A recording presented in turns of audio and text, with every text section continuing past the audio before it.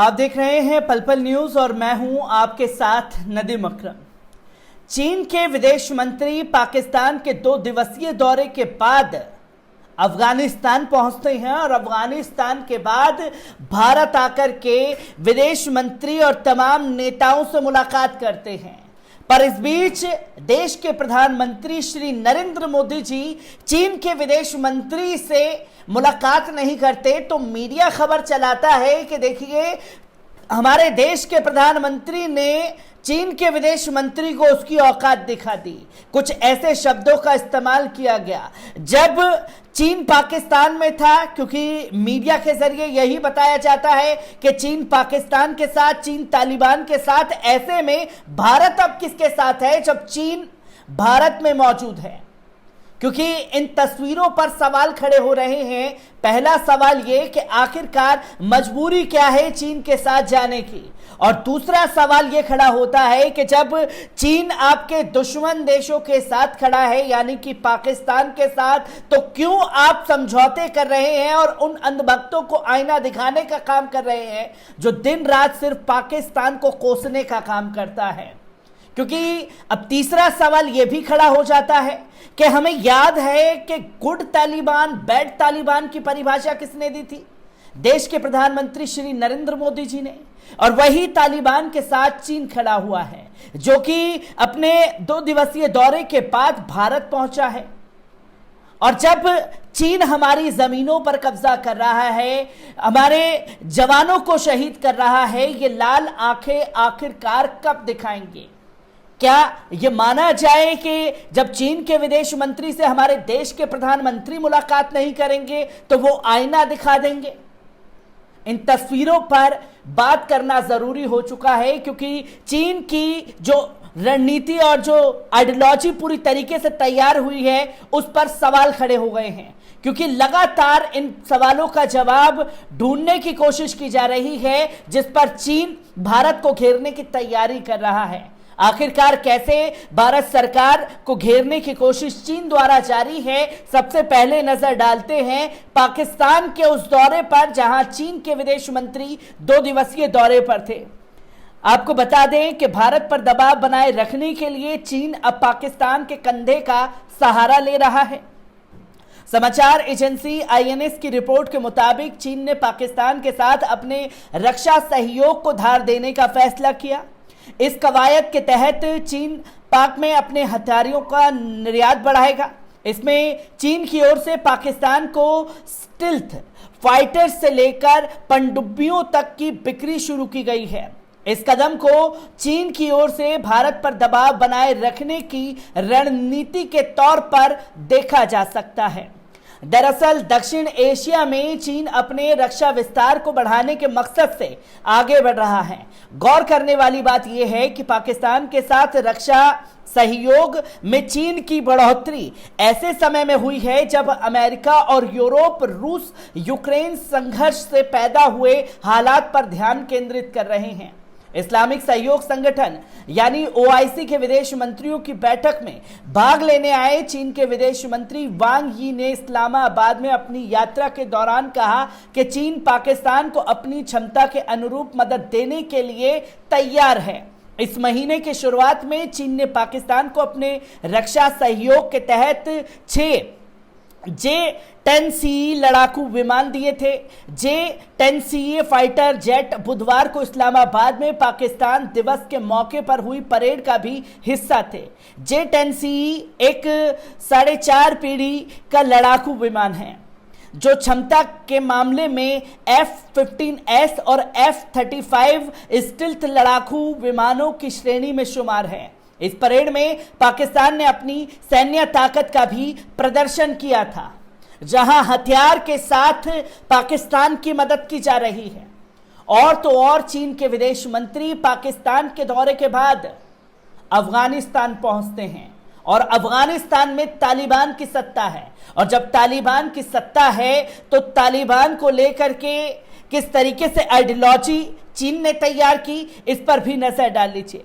आपको बता दें कि चीन के विदेश मंत्री जब अफगानिस्तान के दौरे पर पहुंचे तो चीन का कहना है कि अफगानिस्तान की जमीन को दूसरे देशों के विरुद्ध प्रयोग न किया जाए। चीन के विदेश मंत्री ने तालिबान से मांग की है कि अफगानिस्तान की भूमि को किसी भी पड़ोसी देश के विरुद्ध प्रयोग किए जाने की अनुमति नहीं होनी चाहिए।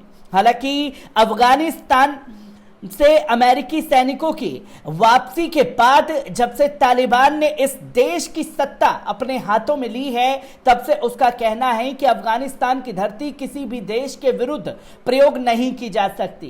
तालिबान ने 15 अगस्त 2021 को अफगानिस्तान की सत्ता की बागडोर अपने हाथों में ली थी। चीन के विदेश मंत्री वांग यी गुरुवार को अफगानिस्तान की यात्रा पर गए थे। वहां पर उन्होंने तालिबान की अंतरिम सरकार के नेताओं के साथ वार्ता की। उन्होंने तालिबान के विदेश मंत्री आमिर खान मुत्तकी सहित वहां के कई नेताओं के साथ मुलाकातें की। इस भेंट में तालिबान ने गारंटी दी है कि अफगानिस्तान की धरती को किसी भी देश के विरुद्ध प्रयोग होने नहीं दिया जाएगा। याद रहे कि तालिबान को लेकर के कई सारे सवाल अक्सर खड़े होते हुए दिखाई दिए हैं, जिस पर बार बार ये बताया जाता है कि आखिरकार तालिबान को लेकर के जो दहशतगर्द की तस्वीर बनाने की कोशिश की थी, उसी तालिबान के साथ जो है आज चीन कंधे से कंधा मिला करके खड़ा हुआ है। क्योंकि चीन की तैयारी जो कि CPEC को अफगानिस्तान तक ले जाने का ऐलान करके आए हैं। आपको बता दें कि चीन ने बेल्ट एंड रोड प्रोजेक्ट में अफगानिस्तान के शामिल होने का स्वागत किया है। इसके साथ ही गुरुवार को चीन के विदेश मंत्री ने ऐलान किया कि चाइना पाकिस्तान इकोनॉमिक कॉरिडोर का विस्तार अफगानिस्तान तक किया जाएगा। गुरुवार को सरप्राइज विजिट के तहत काबुल पहुंचे चीनी विदेश मंत्री वांग यी ने यह बात कही। वांग यी ने इस दौरान अफगानिस्तान के विदेश मंत्री आमिर खान मुत्तकी से राजनीतिक और आर्थिक संबंधों को लेकर बात की। इस दौरान उन्होंने खनन सेक्टर और अफगानिस्तान में बेल्ट एंड रोड प्रोजेक्ट को लेकर बात की। अफगानिस्तान के विदेश मंत्रालय के प्रवक्ता ने यह जानकारी दी है। वांग यी ने कहा कि चीन की कोशिश है कि चाइना पाकिस्तान इकोनॉमिक कॉरिडोर को अफगानिस्तान तक ले जाएगा, जिसका भारत सरकार विरोध कर रही है। चीन से पहले कतर और पाकिस्तान और इस्लामिक देशों के नतीजों ने ही अफगानिस्तान का दौरा किया था। हालांकि चीन ने अब तक तालिबान प्रशासन को आगे बढ़कर मान्यता नहीं दी है, लेकिन चाइना पाकिस्तान इकोनॉमी कॉरिडोर का अफगानिस्तान तक विस्तार किए जाने का फैसला कर चुका है। भारत इस प्रोजेक्ट को लेकर विरोध अपना लगातार जता चुका है। पाकिस्तान का दौरा हो गया, अफगानिस्तान का दौरा हो गया, और दोनों दौरों के बाद जो है चीन के विदेश मंत्री भारत पहुंचते हैं।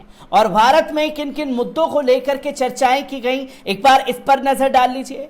आपको बता दें कि भारत दौरे पर पहुंचे चीन के विदेश मंत्री वांग यी के साथ मुलाकात के बाद भारत के विदेश मंत्री एस जयशंकर ने कहा कि दोनों देशों के रिश्ते सामान्य नहीं हैं, और जब तक सीमा पर स्थिति सामान्य नहीं हो जाती तब तक रिश्ते सामान्य हो भी नहीं सकते।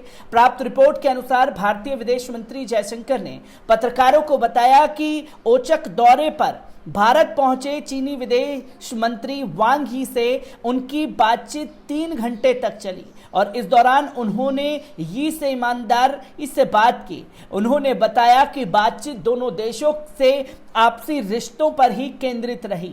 जयशंकर ने कहा, अप्रैल 2020 से चीनी तैनातियों की वजह से उत्पन्न हुए टकराव और तनाव की वजह से संबंध सामान्य नहीं हो सकते। बातचीत में शांति की पुनर्स्थापना की मजबूती की अभिव्यक्ति होनी चाहिए। जयशंकर ने बताया कि लद्दाख के कुछ इलाकों में बातचीत आगे बढ़ी है और कुछ जगहों पर टकराव बना हुआ है। उन्होंने कहा कि बातचीत में इसी बात पर चर्चा हुई कि इस स्थिति को आगे कैसे ले जाया जाए। भारतीय विदेश मंत्री ने कहा कि जब तक सीमावर्ती इलाकों में सेना की बड़ी तैनाती है, स्पष्ट है कि स्थिति सामान्य नहीं है। इस बीच भारत दौरे पर पहुंचे चीन के विदेश मंत्री वांग यी शुक्रवार को भारत के राष्ट्रीय सुरक्षा सलाहकार अजित डोभाल से मुलाकात की। इस मुलाकात के दौरान दोनों देशों के बीच लंबे समय से जारी सीमा विवाद पर व्यापक चर्चा हुई। इस दौरान अजित डोभाल ने पूर्वी लद्दाख में बाकी बचे